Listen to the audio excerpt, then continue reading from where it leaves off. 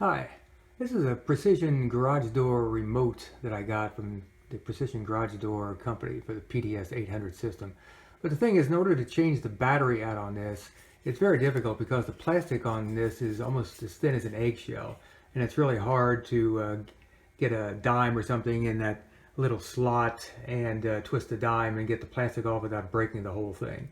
So this unit is pretty cheap, and what I did is I found another garage door opener that I originally, or garage door opener remote that I originally bought for a girlfriend of mine, and it was specifically for her Sears system, but it also will work for this Precision PDS 800 system.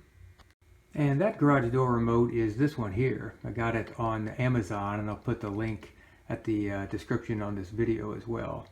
And this has, much tougher plastic, the kind of plastic that you typically see on most garage door openers.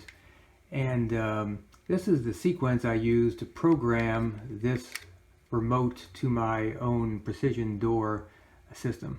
To program this remote was pretty simple. All you do on the back of the PDS 800 remote motor is to hit the learn button, and then the red light flashes. And then I just brought up the replacement remote, and then I hit the center button for a few seconds, and then released it, and then hit it again, and then the garage door went up and down properly. So it didn't have any problem at all. Of course, I'm doing this in simulation. I already programmed it before, but I'm just showing you the steps that I did in order to program the remote.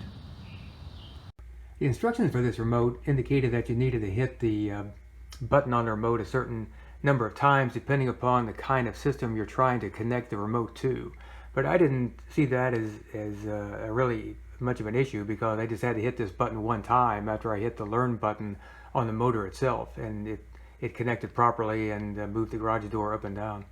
So if anyone else is interested in possibly replacing their precision garage door remote, their thin cheap one, with something more substantial, this is an idea. And once again, I put the link for this down at the bottom of this video.